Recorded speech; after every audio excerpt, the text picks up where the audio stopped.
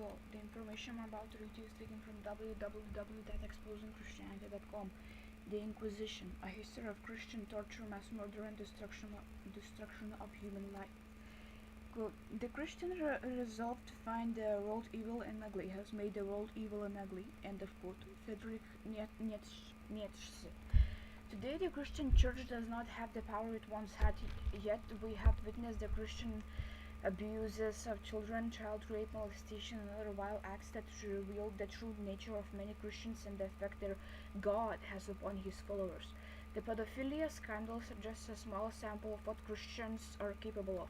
This is due to the evil energy they tie into. God and the devil are backwards. This can be plainly seen in the Old Testament where that God of Christianity was a murderer and liar from the beginning. Years ago, when the Christian church had complete control over government, human life, and spirit, we can see from the Inquisition just how sick these people are and just what lengths they will go to get you to accept Jesus. Just as seen in the numerous Christian abuses of children today, years ago with the Inquisition, girls as young as 9 and boys as young as 10 were tried to witchcraft. Children much younger were tortured to extract testimony against their parents. Children were then flogged while they watched their parents burn. The Inquisition was early communism. The Catholic Church was the NKVD and KGB of the Middle Ages. For more detailed information, read the Gulag Archipelago by Alexander Solzhenitsyn. I don't know how to pronounce his last name. I'll direct link in the description. The Inquisition and communism, both Jewish programs, are both nearly identical systems of mass murder, torture, and enslaving the masses. Both Christianity and communism are very close spiritually and ideologically. This is a fairly well-known concept that has been adopted by various thinkers, from Thomas More to Lev Tolstoy. Few people know that the world's first socialist state was established in Paraguay and was based on the ideas of Catholic Jesuits before Marx created his teachings. End of quote. The Society of the Society of Jesus, the Jesuit religious order in the Catholic Church, was roughly equivalent to the KGB in the Soviet Union. End of quote. A book was taken from Pravda, the main Communist Party newspaper and leading newspaper of the former Soviet Union. From the article, "Is there any difference between Christianity and communism?" 2013, April 30.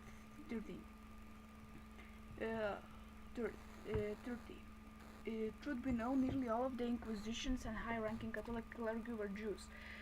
A documented case in the Silesian town of Nice reveals a huge oven was constructed which, over a 10-year period, more than 1,000 condemned witches, some as young as 2 years old, were roasted alive. Many victims were also extremely old, some in their 80s. This made no difference to the church. The Christian Church murdered, tortured, mutilated, and destroyed millions and millions of lives, both directly through the Inquisition and indirectly through all of the wars they incited. I don't know how to pronounce it. The damage and destruction this false religion has perpetrated against humanity is almost beyond comprehension. Most people aren't even aware of the facts. Between the years of 1450 to 16s, the Christian Church was responsible for the torture and burning of some 13,000 alleged witches. During the reign of Roman Emperor Constantine c. 306 to 337, the doctrines of the Christian Church were regarded as the foundation of law. Heretics, persons who opposed church teachings or who were even accused of such, were sought out, tortured, and eventually murdered. Heresy was an offense against the state as well as the church. For hundreds of years, civil rulers tried to stamp out all heresy.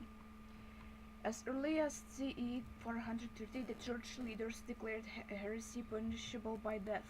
In CE 906, the canon episcopi was the first church body to expressly forbid the use of witchcraft. Before the Inquisition was fully underway, the Church accepted heretics back into the fold under terms it considered reasonable. The following is an example.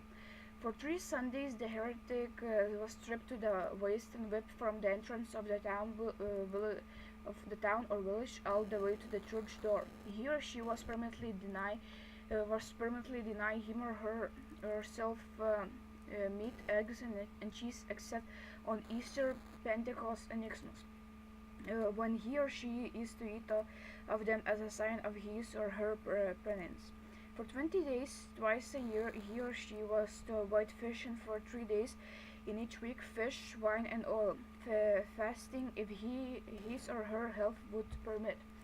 He or she was to wear monastic vestments with a small cross sewn on each breast. He or she was to hear mass daily.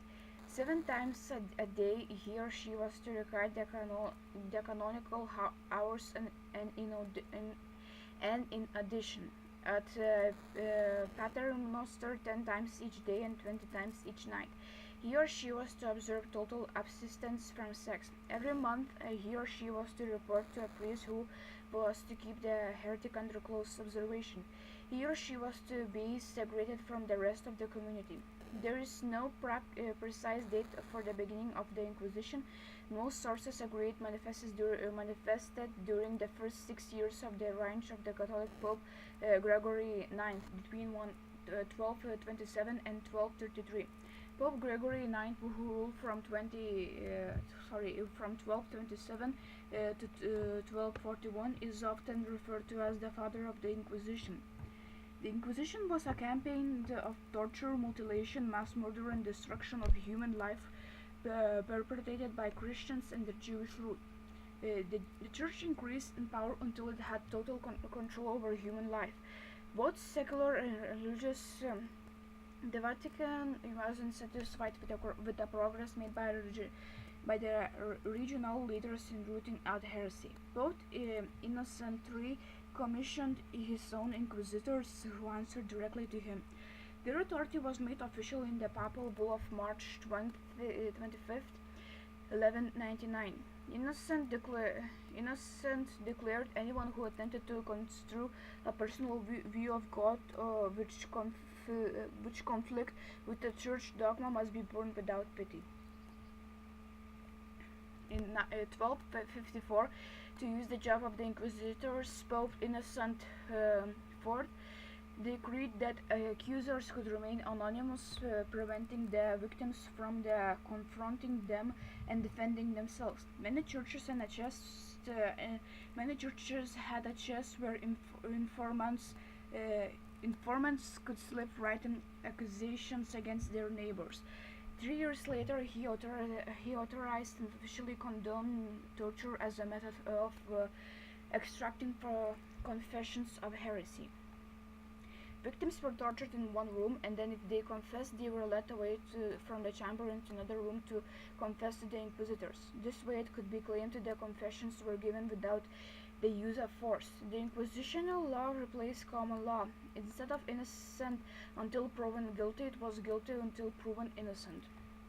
Inquisitors grew very rich, accepting bribes and fines from the wealthy who paid to avoid being prosecuted. The wealthy were prime targets for the church, who confiscated their property, land, and everything they had for generations. The Inquisition took over all of the victims' possessions upon accusation. There was very little, if any, chance of proving one's innocent. So this is one way the Catholic Church grew very wealthy. Pope Innocent stated that since God punished children for the sins of their parents, they had no right to be legal heirs to the property of their parents. Unless children came forth freely to denounce their parents, they were left penniless. Inquisitors even accused the death of heresy in some cases as much as 70 years after their death. They exhumed and burned the victims' bones and confiscated all property from their heirs, leaving them with nothing. The actions of the inquisitors had devastating effects on the economy that left entire communities totally impoverished, while the church glutted with wealth. They also crippled the economy by holding certain professions suspect. Inquisitors believed the printed word to be a threat to the church and interfered with the communication brought about by the invention of the printing press in the 15th century. Maps, cartographers, traveling merchants, and traders were all placed under intense suspicion, a threat to the church.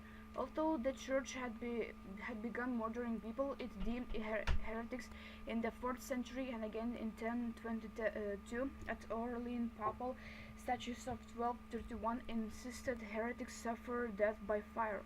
Burning people to death prevented the spilling of blood. John 15:6. If a man abide not in me, he is cast forth as a branch, and is withered. And men gather them, and cast them into fire, and they are burned. The pedophilia witnessed today is just a small example of the insanity and the twisted warped minds of most Christians and where any power that they obtain leads to. The witch hunts 1450, 1750 were what R. He Robbins, the Encyclopedia of Witchcraft and Demonology, called the shocking nightmare, the foulest crime and deepest shame of Western civilization. In this 300-year period, the Church stepped up the mass murder and systematic torture of innocent human beings. Tortures were allowed as much time as they needed to torture their victims. Most courts demanded that prior to the torture the victim be truly shaved, claiming that any demon left undetected in the victim's body here might intervene to deaden the pain that the torturers inflicted or answer for the victim. Doctors would be in attendance if it seemed the victim might die from the torture. The victim would then be allowed to recover a little before more torture was applied. If the victim died during the torture, inquisitors claimed the devil intervened with the purpose of sparing the victim further pain or preventing them from revealing his secrets. Those who fainted had vinegar poured into their nostrils to revive them. The victims' families were required under law to reimburse the courts for the costs of torture. Entire estates were seized by the church. Priests blessed the torturing instrument prior to their being used.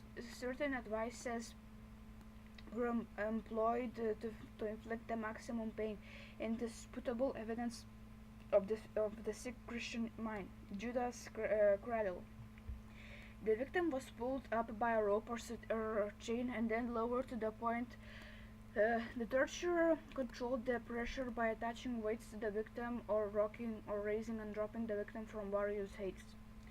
I don't know how to pronounce it. Brodequin the boots. The brodequin was used to crush the legs by tightening the device by hand or using a mallet for knocking in the wedges to smash the bones until the bone marrow squirted out. People who passed out were further condemned as the losing of consciousness to be a trick from the devil in order to escape pain. Burning the feet. Oil, lard, and grease were applied to the feet before roasting them over a fire.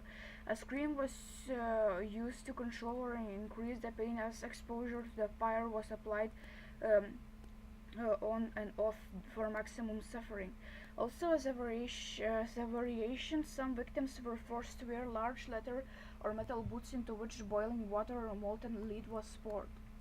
Hanging and the strapado. The victim's hands were bound behind the back. They were then yanked up to the ceiling of the torture chamber by a pulley and a rope. This location ensued.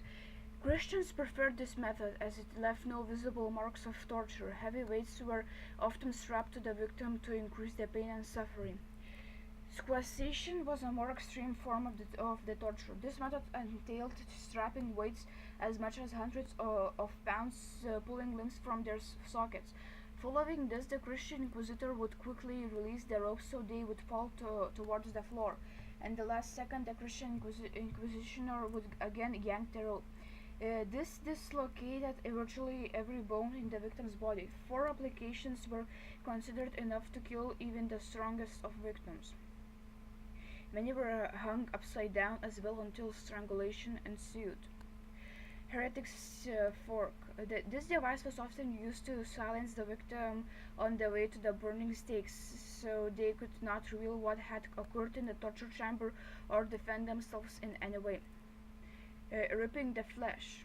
Christian clergy delighted in tearing and ripping off the flesh.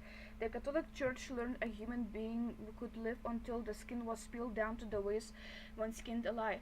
Often the rippers were heated to red hot and used on women's breasts and in the genitalia of both sexes. Breast rippers. The iron torture chair was studded with spikes. The victim was stripped in nude and a fire was lit beneath the chair.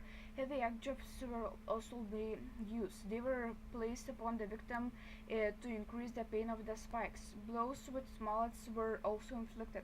Often other torture devices were applied with the chair, such as the flesh-ripping pincers shown above and leg-crushing vices. Skull crusher. This one speaks for itself. Christian clergy preferred this device because it did not leave visible marks unless the skull was completely crushed, which happened. The rack. The rack, aka the ladder, was another device that was used extensively. The procedure was to place the nude or near-nude victim horizontally on the ladder or rack. Ropes were used to bind the arms and legs like a tourniquet. The knot could be steadily twisted to draw tight the ropes and stretch the victim to where the muscles and ligaments tore and bones broke. Often heavy objects were placed upon the victim to increase the pain. This was considered by the church to be one of the middler forms of torture. The wheel. The nude victim was stretched out lying face downward on the ground or on the execution dock with his or her arms and legs spread and tied to stake or iron rings. Wooden cross pieces were placed under the wrists, elbows, ankles, knees, and hips. The inquisitor then smashed limb after limb and joint after joint, including the shoulders and hips, with the iron tire edge and the wheel, taking care not to bring about the death of the victim. There were splinters of smashed bones, blood squirted everywhere, and the victim's entire skeleton was crushed and smashed. Thereafter, the shattered limbs were braided into the spokes of the large wheel. The wheel has to be one of the most gruesome of all torture devices. The idea is that the victim's limbs are shattered and twined around the spokes of the wheel, attaching them to it. The thumb screw. The thumb screw was a device where the victim's thumbs were placed and systematically crushed. Similar devices were used on the toes. Thumb screws were often applied at the same time as the strappado and other torture devices to inflict more pain. The water torture. The victim was stripped and bound to a bench or table, and funnel was inserted and pressed down into his throat. Water was poured into the funnel in jugs full, with his or her nose being pinched, forcing him or her to swallow.